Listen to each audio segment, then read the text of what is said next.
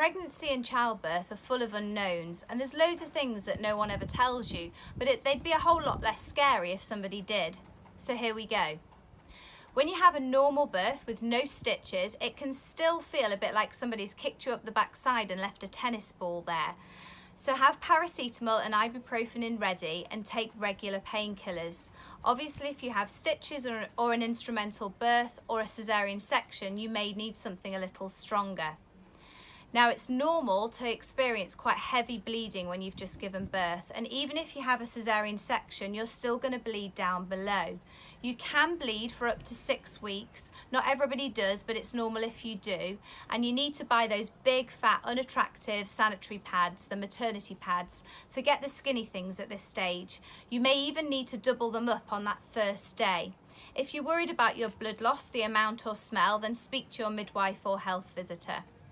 Now, jelly belly. This is when your belly's been deflated and it looks like a deflated balloon. So the baby's been born and you're left with this kind of pot that we've referred to as jelly belly.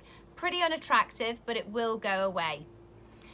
On or around day 3, it's normal to experience a hormone crash, and this may leave you feeling quite weepy.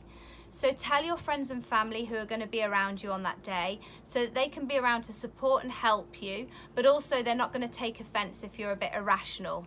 If your mood doesn't lift and it continues beyond day 3, then it will be worth speaking to your health visitor or GP about this.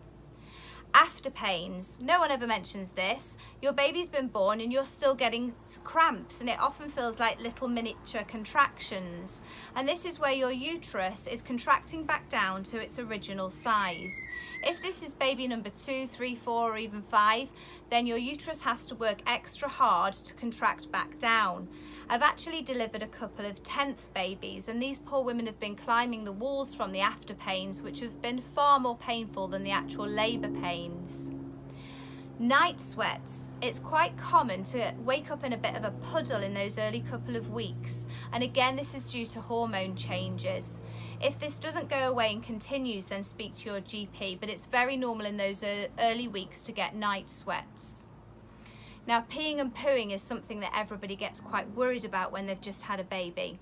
Drink loads when you've given birth, and then your urine won't be concentrated, and then this means it shouldn't sting. You can pour water on yourself as you pee if you are worried about this.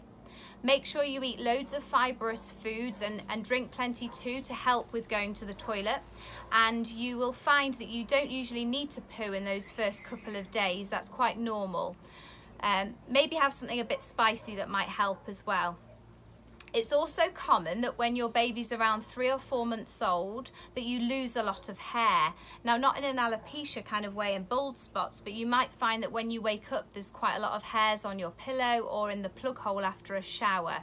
And this again is down to a hormonal change, and you can even get baby hairs in your hairline as your hair regenerates, and it will thicken up again. So I've painted a bit of a negative picture, but it's totally worth it. You've just grown a whole human being and now you're a mummy.